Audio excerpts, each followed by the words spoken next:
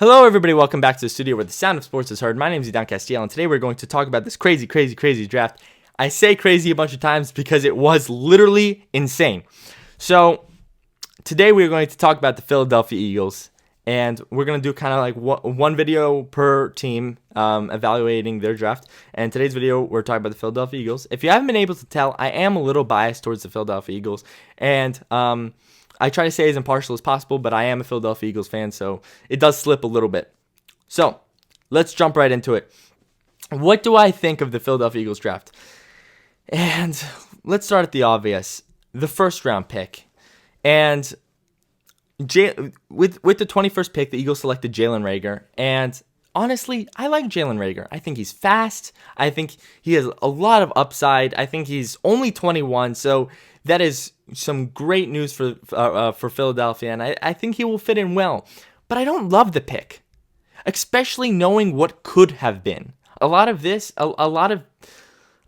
draft with the Philadelphia Eagles, I feel like we're gonna look back on it 3 years ago and say, you know what? What if the Philadelphia Eagles did this?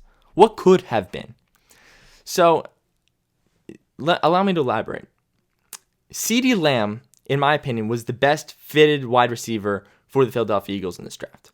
And I really didn't think that the Eagles could have picked him because he was going to fall at pick 12 or 13. But no, he didn't.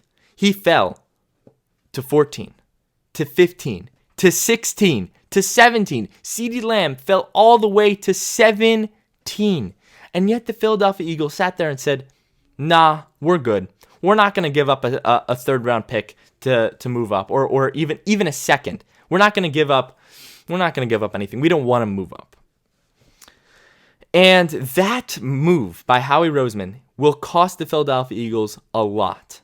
I mean, we're talking about CeeDee Lamb compared to Jalen Reagor. It's not even close. CeeDee Lamb will be a star. Jalen Reagor will be a player who's developing and could possibly one day be a star. So it's not even close. And then something happened. At pick 17, the Dallas Cowboys ended up picking CeeDee Lamb. Just the fact that the Cowboys picked CeeDee Lamb prevented the Eagles to get CeeDee Lamb, and that was the final dagger.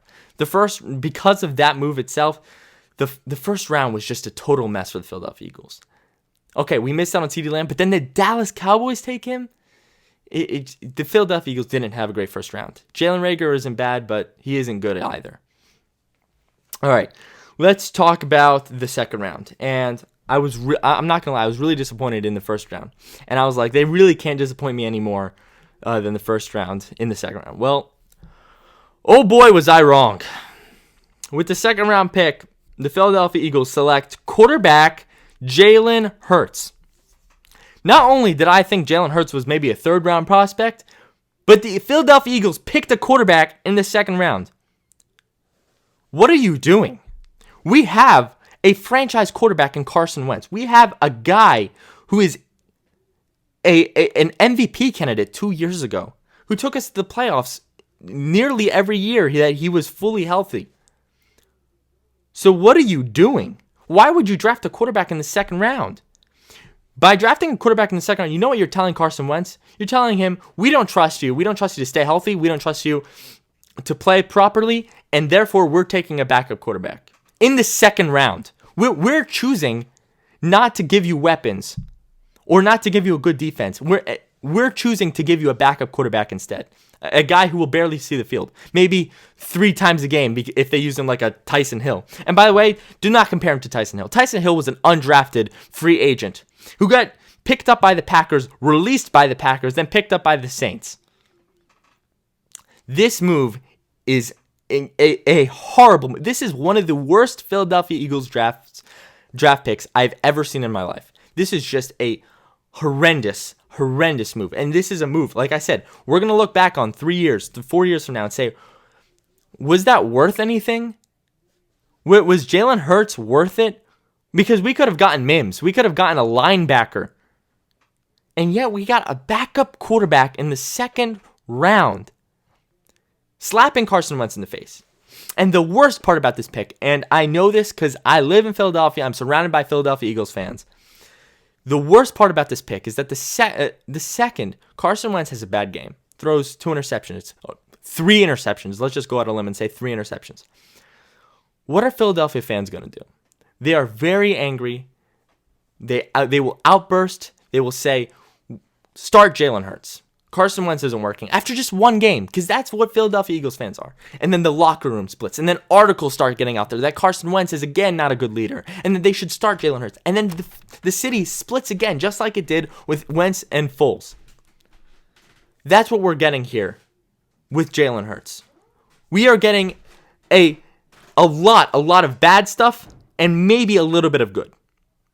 Horrible pick. So overall, I give the Eagles a C+ in this draft. And the reason why I say C+ is because I did like their later picks. I liked picks 3 through 7. They got a good linebacker. They got one good wide receiver and one good developmental wide receiver. I like the rest of their picks. And but if besides that, the first 2 picks were just horrible. And the first 2 picks are what matter. Those are the players who are going to make the most effect, and I was really unsatisfied with the Eagles picks, and that, ladies and gentlemen, is the sound of sports.